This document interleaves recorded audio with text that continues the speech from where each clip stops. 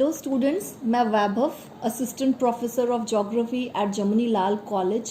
आज मैं जिस टॉपिक पे डिस्कशन करूंगी वह है स्थानीय पवनें यानी कि लोकल विंड्स।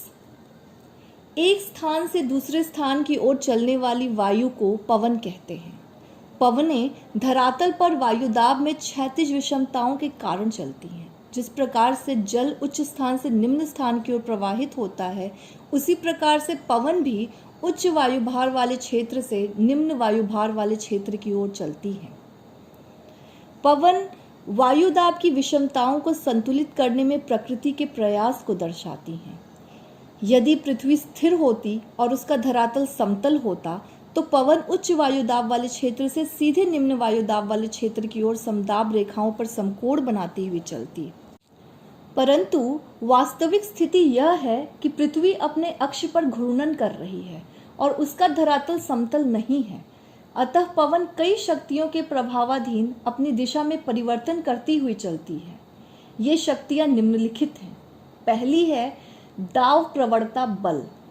क्षैतिज वायुदाब में अंतर के कारण वायु में गति आती है और यह पवन बनती है। दो स्थानों के बीच दाब प्रवणता जितनी अधिक होगी, वायु उतनी ही तीव्र गति से चलेगी।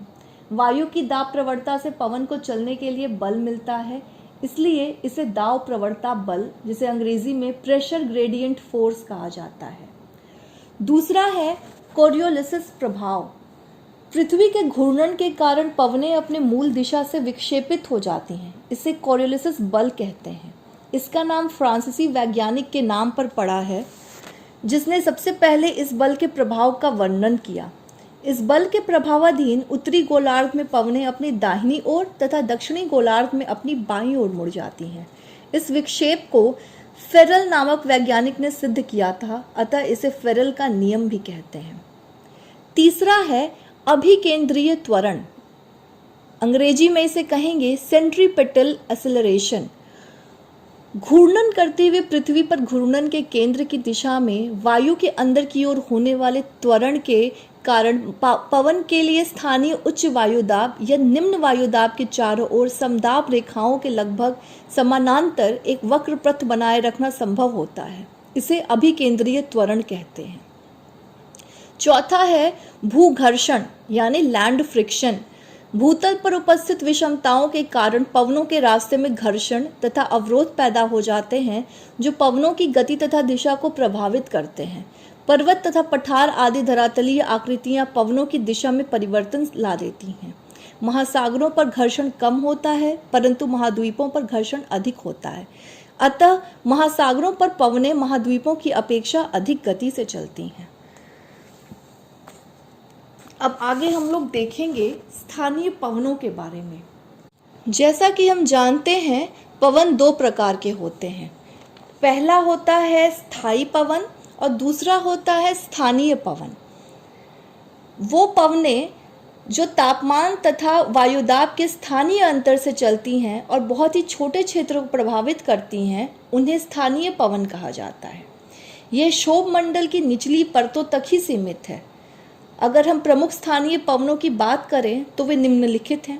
पहला है स्थल समीर व समुद्र समीर यानी लैंड एंड सी ब्रिजेस। स्थल समीर तथा समुद्र समीर तट के साथ साथ 20 से 30 किलोमीटर चौड़ी पट्टी को ही प्रभावित करते हैं। दिन के समय जब सूर्य चमकता है तो समुद्र की अपेक्षा स्थल शीघ्र गर्म हो जाता है। स्थल की वायु भी समुद्र की वायु से अधिक गर्म हो जाती है। वायु गर्म होकर फैलती है, फैलकर हल्की होती है तथा हल्की होकर ऊपर उठती है। अतः स्थल पर निम्न वायुभार तथा समुद्र पर उच्च वायुभार की स्थिति उत्पन्न हो जाती है। इस प्रकार दिन के समय समुद्र से स्थल की ओर आर्द्र तथा ठंडी वायु चलती है, जिसे समुद्र समीर यानी कि सी ब्रीज कहते हैं। रात्रि के समय स्थिति इसके बिल्कुल विपरीत होती है। इस समय समुद्र पर स्थल की अपेक्षा तापमान अधिक तथा वायुभार कम होता है। फलस्वरूप वायु स्थल से समुद्र की ओर चलती है, जिसे स्थलीय समीर यानी कि लैंड ब्रिज कहते हैं। दूसरा है माउंटेन एंड वैली ब्रिजेस यानी कि पर्वत समीर व घाटी समीर। पर्वतीय प्रदेशों में दिन के समय घाटी की वायु गर्म हो जाती है और पर्वत की ढलान के साथ साथ ऊपर को उठती है। इसे घाटी समीर कहते हैं। यह वायु ऊपर जाकर ठंडी हो जाती है और कई बार दोपहर के बाद वर्षा करती है। रात्रि के समय पर्वत के ऊपर की वायु शीघ्र ठंडी होकर भारी हो जाती है और पर्वत की ढलान के साथ साथ नीचे की ओर उतरना शुरू कर देती है। इसे पर्वत समीर यानी कि माउंटेन ब्रिज कहते हैं। तीसरा है फॉन। एल्प्स पर्वतीय क्षेत्र में फॉन एक जोरदार झोंके वाली शुष्क और गर्म पवन है जो पवन विमुख यानी कि लीवॉर्ड साइड पर विकसित होती है। क्षेत्रीय दाब प्रवणता प्रेशर ग्रेडियंट के कारण वायु पर्वतीय अवरोध को पार करने के लिए पवनाभिमुख यानी कि विंडवर्ड साइड पर ऊपर चढ़ती है तो कभी कभी वृष्टि करती है। इसके बाद दूसरी ओर पवन विमुख ढाल पर जब यह पवन उतरती है तो शुष्क हो जाती है।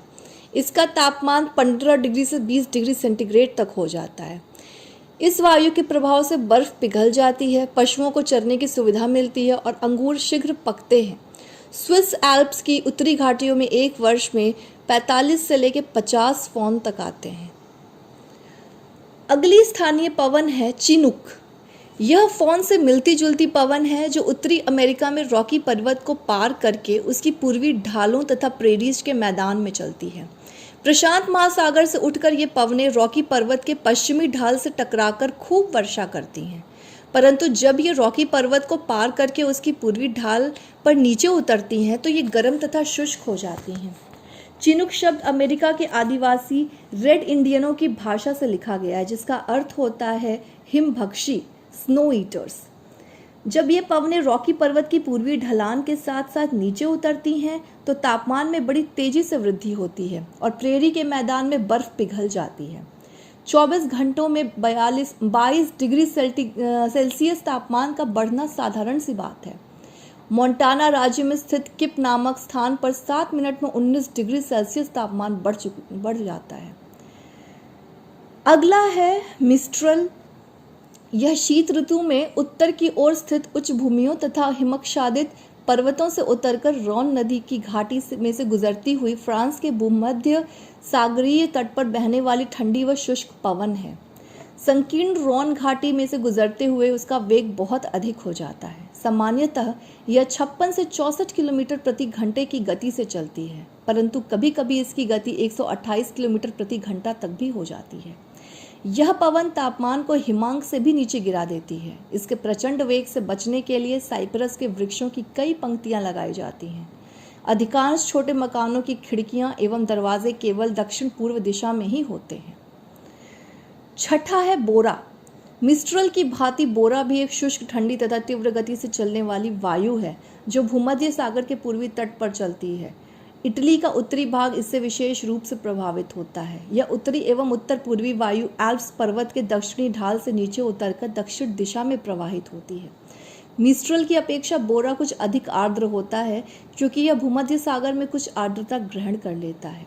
यह मिस्ट्रल से अधिक तेज गति से चलती है। कई बार इसकी गति 160 किलोमीटर प्रति घंटा तक हो जाती है। सातवां है हार्मटन। अफ्रीका के सहारा मरुस्थल से चलने वाली गर्म, शुष्क और तेज गति की आंधी को हार्मटन पवन कहते हैं। यह नाम गिनी की खाड़ी के समुद्र तटीय भागों की स्थानीय भाषा से लिया गया है जिसका अर्थ है डॉक्टर।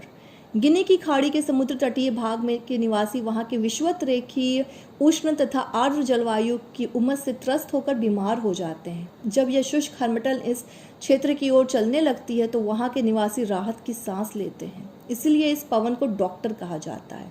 इस प्रकार के पवनों को दक्षिण पूर्वी स्पेन में लेविची, ट्यूनिस में चिली, लीबिया में गिबली और ऑस्ट्रेलिया में ब्रिकफिल्डर कहते हैं। आठवीं है लू। उत्तरी भारत तथा पाकिस्तान के मैदानी भागों में कभी कभी मई तथा जून के महीने में साधारणतः दोपहर के बाद अति गर्म और शुष्क हवा पश्चिम दिशा से चलती है। इसे लू कहते हैं। इसका तापमान 45 डिग्री से 50 डिग्री के बीच रहता है। यह बहुत कष्टदायक होती है। इसके प्रकोप से कई व्यक्तियों की लू लगने के कारण मृत्यु हो जाती है। नौवां है सिरोको। यह सहारा मरुस्थल से भूमध्य सागर की ओर चलने वाली गर्म, शुष्क तथा रेतीली वायु होती है। एटलस पर्वत से नीचे उतरने के कारण यह और भी शुष्क तथा गर्म हो जाती है। भूमध्य सागर को पार करते समय यह आर्द्रता ग्रहण कर लेती है और सिसिली, इटली तथा स्पेन में धूल भरी वर्षा कराती है। इस पवन के कारण इटली में मौसम बहुत ही कष्टप्रद हो जाता है। अगला है खमसिन। मिस्र में चलने वाली शुष्क एवं उष्ण वायु को खमसिन कहते हैं। खमसिन अरबी भाषा का शब्द है जो 50 के अंक का संकेत देता है। मिस्र में यह हवा अप्रैल से जून तक लगभग 50 दिन के लिए दक्षिणी दिशा में चलती है। यह हवा अपने साथ बहुत सी धूल उड़ाकर ले आती है। अगला है हिम झंझावात, ब्लिजार्ड। यह अति शीत एवं प्रबल पवन है जो हिमपात से संबंधित है। इसके आने से दृश्यता लगभग शून्य हो जाती है। यह कनाडा तथा उत्तरी संयुक्त राज्य अमेरिका में शीतलहर लाती है और शीतकालीन प्रतिचक्रवातीय शांत वातावरण को भंग कर देती है। यह प्रेरी क्षेत्र में बड़ी खतरनाक होती है। ध्रुवीय इलाकों में यह विशेष रूप से प्रभावकारी होती है। यहाँ पर इसकी आवृत्ति अधिक होती है और यह कई दिनों तक चलती रहती है। अंटार्कटिका के टेरे एडिली में इनका प्रभाव अत्यधिक होता है, जिस कारण से इसे हिम झंझावात का घर, the home of the blizzard कहते हैं। अगला है ग्रीगेल। यह एड्रियाटिक सागर के तटीय भाग में उत्तरी पूर्वी दिशा में चलने वाली तेज हवा है जो मुख्यतः शीत ऋतु में चलती है। यह अधिक प्रभावशाली तब होती है जब वायुदाब मध्य यूरोप तथा बाल्कन में अधिक तथा लीबिया में कम हो। इससे वर्षा बहुत कम होती है और इससे तापमान सामान्य से नीचे नहीं गिरता। इसी प्रकार की वायु दक्षिणी फ्रांस तथा भूमध्य सागर के अन्य क्षेत्रों में भी चलती है। अगला है बुरान। यह साइबेरिया तथा मध्य एशिया में उत्तर पूर्व दिशा में शीत ऋतु में चलने वाली ठंडी व तेज पवन है। यह दिसंबर से मार्च तक चक्रवातों के पश्च भाग में चलती है और प्रति चक्रवात की शांति को भंग करती है। यह अपने साथ बर्फ के टुकड़ों को बहा लाती है, अतः इसके लक्षण कनाडा की हिम झंझावात जैसे ही हैं। यह बड़ी तीव्र गति से चलती है और इसका तापमान जो है वो -30 डिग्री सेंटीग्रेड तक गिर जाता है। अतः यह मानव तथा पशु जीवन दोनों के लिए ही हानिकारक है। स्टेपी पर इसका प्रभाव विशेष रूप से पड़ता है। उत्तरी एशिया के कुछ भागों में इसे पुर्गा भी कहते हैं। अगला है लिवेंटर। इसे सोलानो में भी कहते हैं। यह भूमध्य सागर के पश्चिमी भाग को प्रभावित करती है और इसका मुख्य मार्ग बालियारिक द्वीप से स्पेन की मुख्य भूमि तक है। यह पश्चिम की ओर चलती है। यह ग्रीष्म एवं शरद ऋतु में चलती है जब कोई चक्रवात भूमध्य सागर में प्रवेश करता है। इससे आंधी तूफान आते हैं और भारी वर्षा होती है। Next is Nevados. यह इक्वेडर की पहाड़ियों से ऊंची घाटियों में चलने वाली वह पवन है जो पर्वतों पर ठंडी हवा के एकत्रित होने से चलती है। घाटियों में पहुंचकर यह हवा के तापमान में काफ़ी कमी ला देती है। अगला है नॉर्दर। यह संयुक्त राज्य अमेरिका के दक्षिणी भाग में चलने वाली वह पवन है जो चक्रवात के बाद आती है। यह अति शीत पवन होती है जिससे 24 घंटे में 20 डिग्री सेंटीग्रेड तक तापमान गिर जाता है। इससे फलों की फसलों को बहुत अधिक क्षति होती है। Next is Norte. यह मध्य अमेरिका में उत्तर से दक्षिण दिशा में चलती है और संयुक्त राज्य अमेरिका की नॉर्दर का ही दक्षिणी विस्तार है। यह बड़ी तेज गति से चलती है और उत्तर से आने के कारण तापमान में 5 डिग्री से 10 डिग्री सेल्सियस तक की कमी कर देती है। इससे भारी वर्षा भी होती है। यह स्पेन तथा अर्जेंटीना में भी चलती है।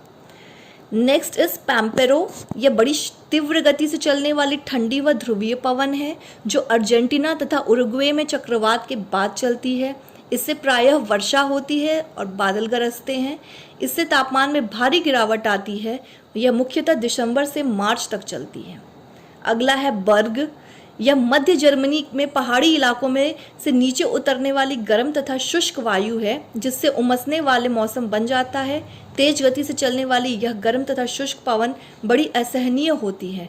इसी प्रकार की पवन दक्षिणी अमेरिका में भी चलती है। अगला है सामून। ईरान में फौन जैसे लक्षणों वाली गर्म तथा शुष्क पवन को सामून कहते हैं। यह कुर्दिस्तान की पहाड़ियों से नीचे उतरती है।